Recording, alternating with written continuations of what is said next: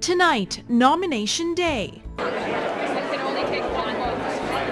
It was a packed house at the Wild Rose Pavilion as the Saskatchewan Party announced their candidate for the upcoming Lloydminster by-election. Plus, keyboards for kids. A well-known Alberta duo stopped by the border city for a special campaign. And surprising statistics. We take a look at a global report that states young girls around the world don't see themselves as having rights. In sports, getting a jump on it. The Rustlers basketball teams host their first home games in the border city. This is Newcap News with Anna Istanislaw.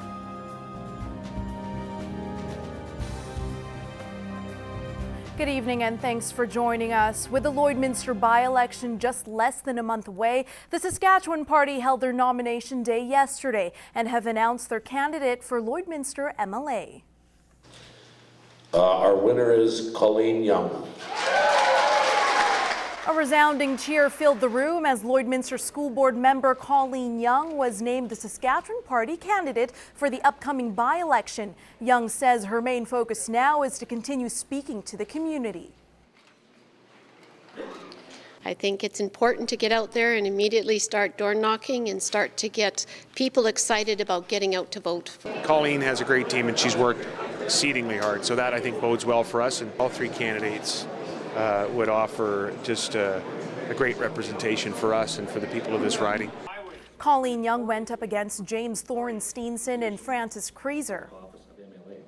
The Sask Party, our Premier Brad Wall, will be counting on all of you, along with me, to work hard to hold this constituency for the Sask Party.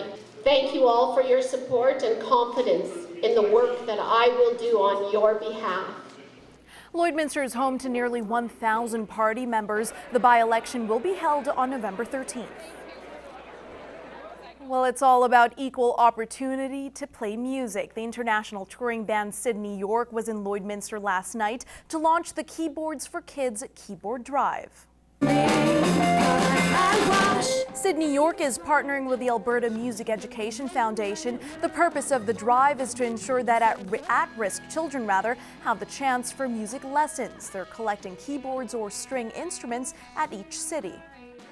The program runs group lessons at lunchtimes in the schools, so they get a keyboard there, and then they also get a keyboard to take home with them so that they can practice. The band has done 2 stops on their donation route so far and have received 3 keyboards. They say their goal is to start programs in other cities.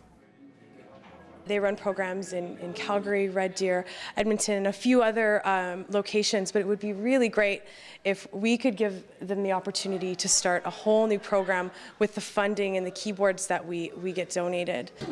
A String for Kids program is also underway, accepting donations for string instruments. For more information or to make a donation, go to sydneyyork.com.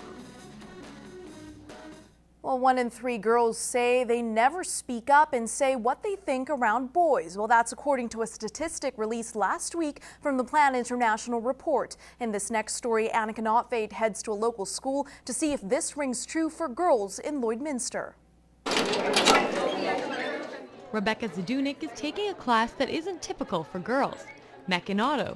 They learn how to work on cars and says she feels intimidated around the boys in her class as it's out of her element. We're at a disadvantage, definitely, because boys know a lot more than we do. So we're always grabbing the teacher and asking for help, and it seems kind of, I don't know, unfair, weak. But Zadunik says she speaks up more in other classes, especially if the teacher helps everyone feel secure.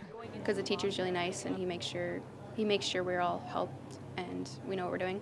It's very individualized, you know. Some students are nervous to speak up in class, but, you know, as a teacher, that's our job to kind of make them feel comfortable and make them understand the information and feel comfortable in class to speak out. I don't feel intimidated myself. I think self-confidence has a lot to do with it. Maybe not the gender, but your self-motives and how you present yourself, what you think about yourself. In the end, the girls confess their confidence to speak out really depends on the class. It's something learned, and you know how to deal with certain situations, specific ways. I used to be in a chemistry class where there was 30 of us, and I was too scared to say anything because I was scared of what other people would say. but now I'm in a smaller class and it feels a lot more comfortable. Anna Knotfate, Newcap News.